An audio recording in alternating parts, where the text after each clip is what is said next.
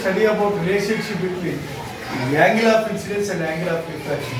Before that, I would like to tell you some facts regarding the refraction. The phenomena of bending of light ray when light travels from one medium to other medium, except light incident normally, it is called refraction. Or the process of changing of speed when light travels from one medium to other medium is called refraction. Let us imagine this is the rarer medium and this is the denser medium. When the light ray is traveling from rarer medium to denser medium, it bends towards the normal. When the light ray is traveling from rarer medium to denser medium, it bends towards the normal. Many of you have doubts regarding what is rarer medium and what is denser medium. Rarer medium has more velocity. Denser medium has less velocity. Rarer medium has less density. Denser medium has more density. The examples of rarer medium are air or vacuum. The examples of denser medium are glass, water, and etc. See here, rarer medium means which has more velocity, denser medium has less velocity, rarer medium has less density, denser medium has more density. And I already told you one point, if anything that has more optical density, there is no need that it should have more mass density. If you have kerosene have more optical density but less mass density. If you consider water has less optical density but more mass density. It is very clear that when the light ray is traveling from rarer to denser, it bends towards the normal. Similarly, when the light ray is traveling from denser medium to rarer medium, it bends away from the normal. When the light ray is traveling from rarer medium to denser medium, the angle of incidence is greater than the angle of refraction. When the light ray is traveling from denser to rarer, the angle of incidence is less than the angle of refraction. The angle of incidence is less than the angle of refraction. It is very clear that when the light ray is traveling from rarer medium to denser medium, the angle of incidence is greater than the angle of refraction. When the light ray is traveling from denser to rarer, the angle of incidence is less than the angle of refraction. We already discussed about the laws of refraction. We have two laws of refraction. First law states is the angle of incidence, normal, and angle of refraction. The incident ray, normal, and refracted ray lie on a same plane. The incident ray, normal, and refracted ray lie on a same plane. This is called first law of refraction. And second law of refraction is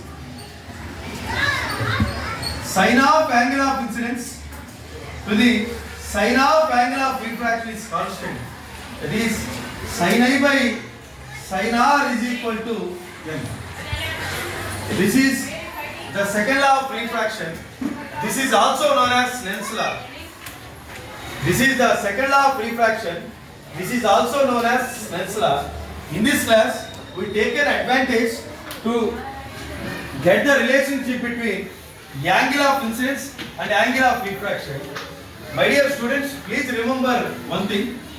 When you are doing any lab activity, the things you have to do is, first of all, you have to write aim, what you are going to find out from this lab activity, and then you have to write the apparatus. What are the apparatus that are required to perform this lab activity? Then procedure. What is the procedure involved in doing this lab activity? Then tabular column. If any graphs are there, graph. Then finally result.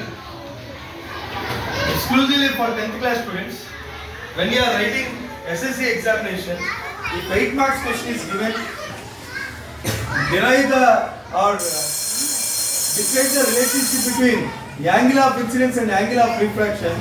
If you don't write in this manner, you are not going to get full marks.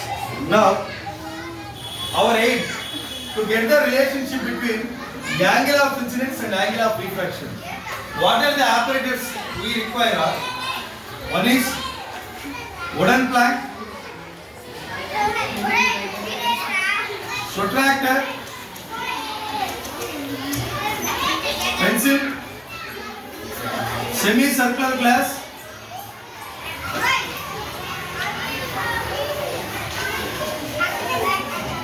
laser light,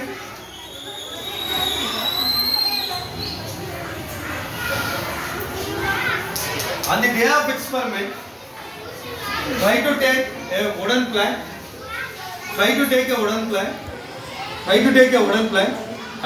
take a white chart and place on the wooden plank with the help of planks and try to draw two perpendicular lines. One is NN and other is MM, and place a protractor so that it will be coinciding on NN. Then try to mark angles from 0 to 90 degrees and so on. Try to mark angles such that then it will be becoming a pro circle.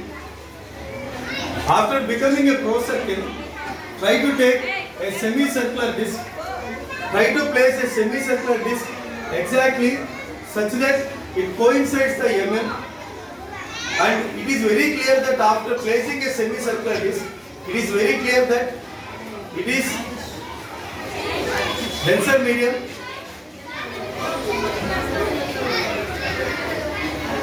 And this is rarer medium. Try to take laser light and try to pass laser light from rarer medium.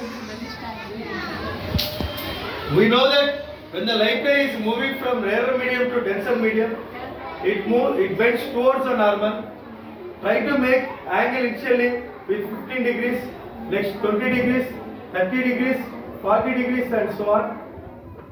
Try to write down the table column serial number, the angle of incidence, the angle of refraction, sin I, sin R, then sin I by sin R.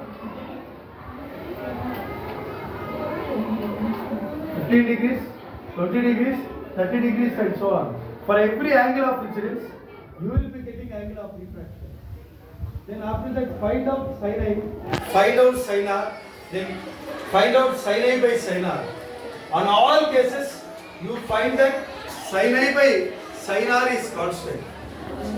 In all the three cases, you will be finding that sin I by sin R is constant. And hence, we can say that Snell's law is verified, and this is the relationship between the angle of incidence and the angle of refraction. We have to take wooden plank, then we have to take white chart, then try to place white chart with the help of things, try to draw two perpendicular lines, prepare a closed circle, then try to place a semicircular glass on such that it coincides on the end, then try to pass a laser light will be passing. This is called angle of incidence. For every angle of incidence, you will be getting angle of refraction.